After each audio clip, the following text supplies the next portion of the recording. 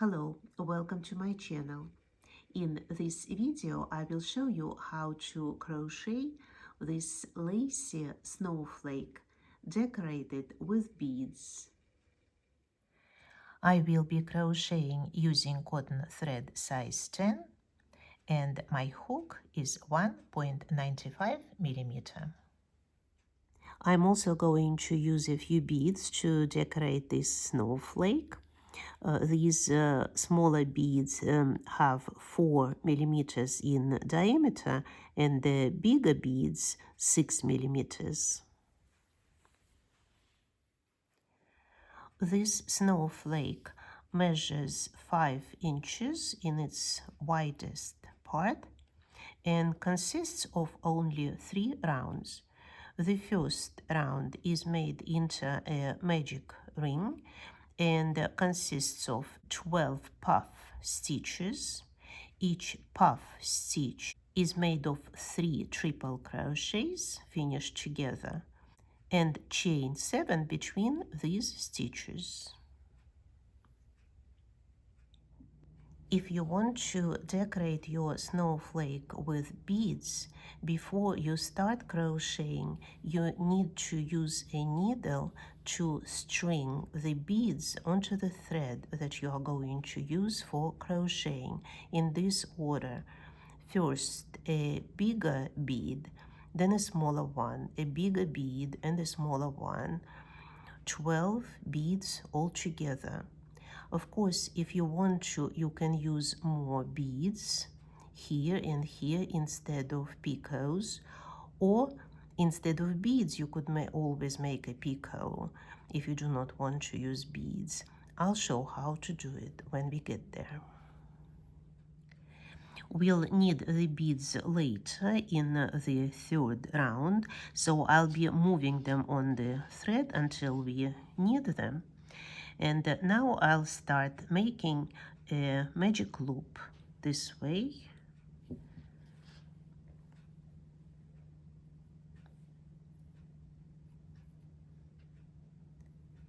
I'll close it a little. And we'll start making the first puff stitch.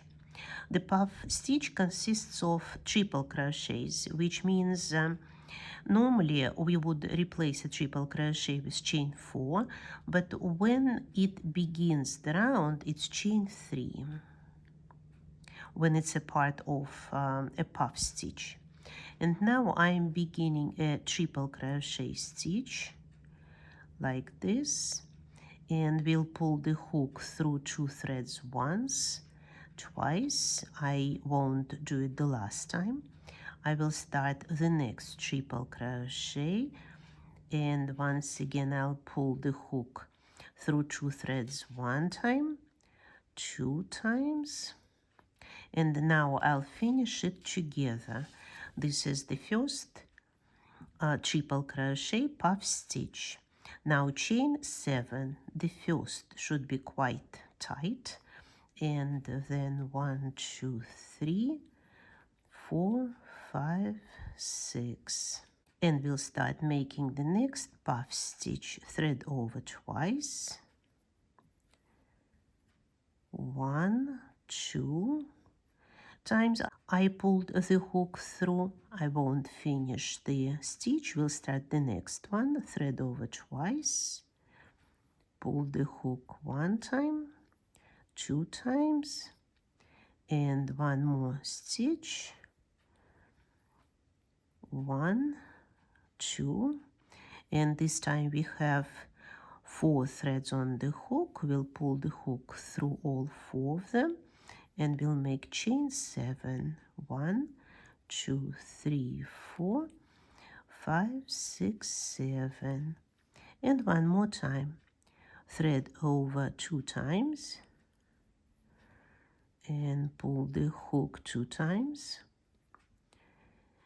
Another unfinished triple crochet and 1 more.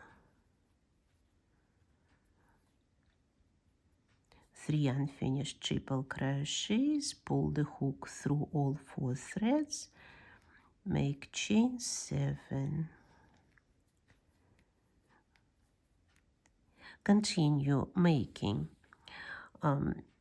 puff stitches and chain 7, but at the end, instead of the last chain 7, make chain 3 and the triple crochet in this first puff stitch. I'll show how to do it when we get there. I have finished the last 12th puff stitch and am now making chain 3 and the triple crochet in this first puff stitch, and this way at the end of the round we find ourselves in the middle of this little arch, not at the end of it, and this is where we need to be now.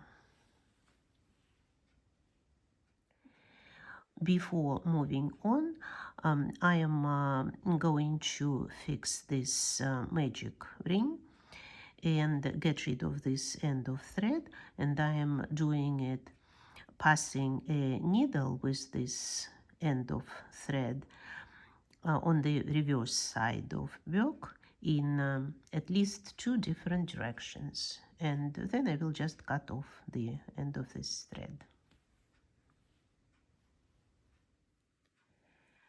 In the second round, in each chain 7 space, we'll be making a single crochet, chain 3 and another single crochet, and chain 9 between these groups of single crochet. Instead of the first single crochet, I will make chain 1 and then chain 3 and another single crochet in the same chain 7 space. Now chain 9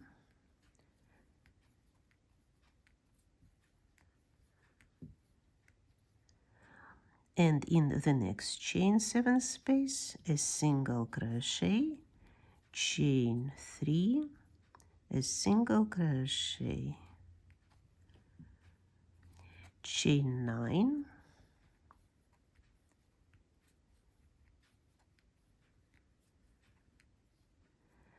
a single crochet, chain 3, a single crochet, chain 9.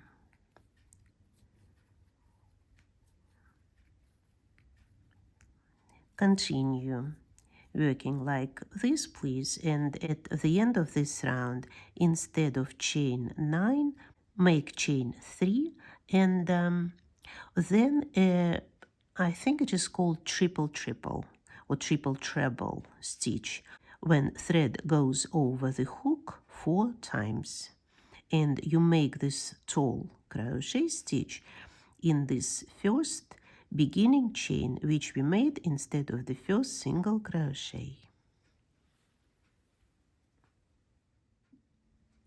I have now finished making the last group of a single crochet, chain 3, a single crochet, and now I'm making chain 3 and thread over 4 times. I am inserting the hook in this first chain stitch that replaced a single crochet and am making this tall triple treble stitch. As a result, we are now not in the middle of this chain space, but a little to the right, and once again it's where we need to be.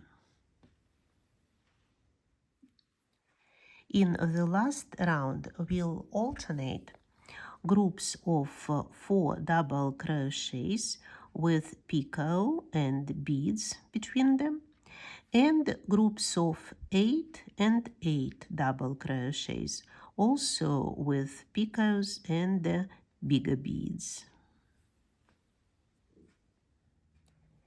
We will begin with a group of 4 double crochets.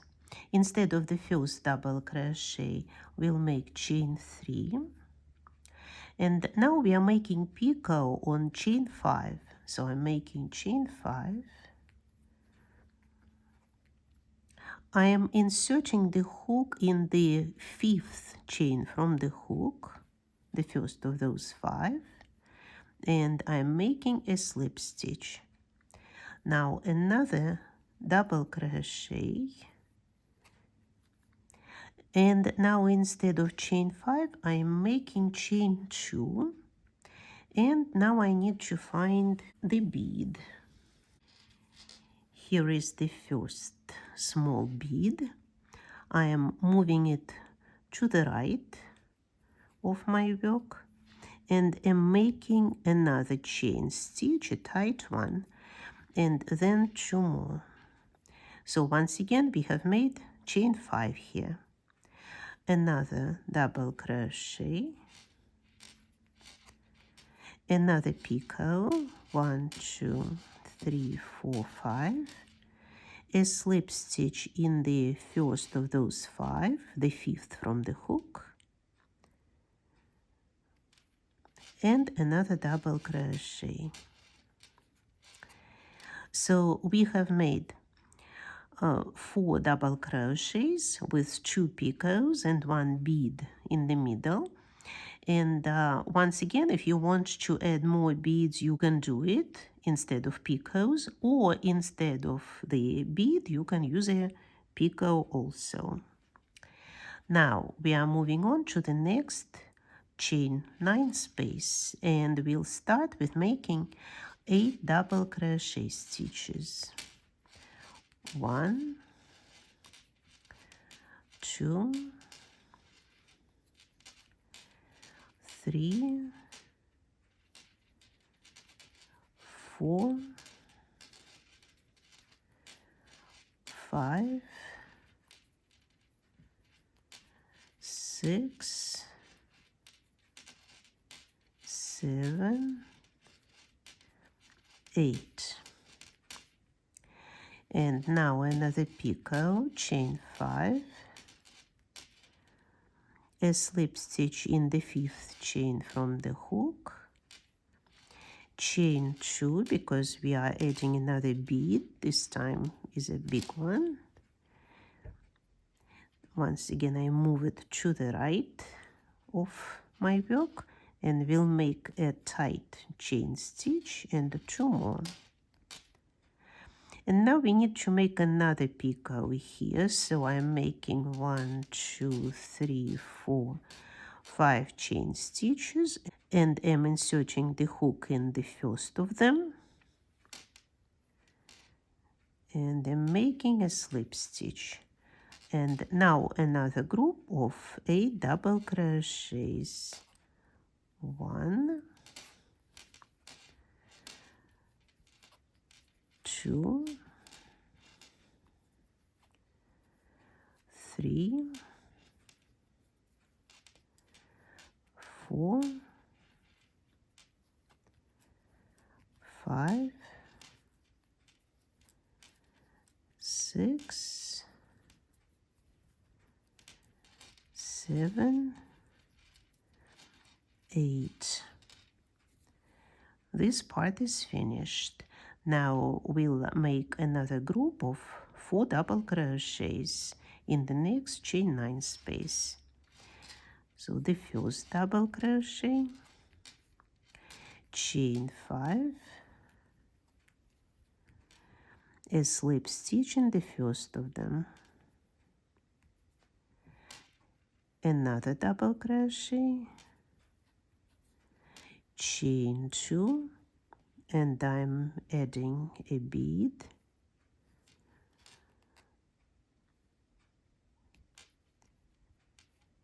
and 2 more chain stitches, 5 altogether, a double crochet, chain 5, a slip stitch in the 5th from the hook, a double crochet, And now 8 double crochet stitches in the next chain 9 space. 1, 2, 3, 4, 5, 6, 7, 8. Chain 5, a slip stitch in the first of them, chain 2, the next bead, and chain 1 and chain 2.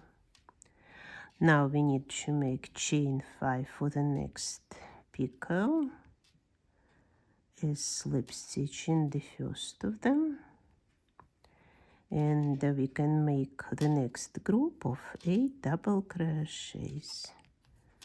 1, 2, 3, 4, 5, 6, 7, 8. And continue making this round following this pattern, and at the end of the round make a slip stitch in the third beginning chain, because here we started the round with double crochet. I have almost finished this last round and am now making a slip stitch in this third beginning chain. That's it. Now we can cut off and weave in the thread. Now stretch the snowflake well, kind of bring those 4 double crochets together, spread all those picots that we made, and then the snowflake needs to be starched, but since it has beads, I would not soak the snowflake in boiled starch. I would just apply it on the snowflake with my hands, and once again continue stretching to give it the desired shape. Leave it to dry for about 24 hours. You can dry snowflakes simply putting them on a piece of cotton cloth, but it's better to use a blocking pattern that consists of a few concentric circles divided into 12 equal parts and non-rusting pins. This is it for today. If you liked the video and the snowflake that we made together, please press the like button. And if you want to be informed of all the new developments on the channel, consider subscribing and pushing the notification bell. Thank you for watching this video. See you next time. Bye bye.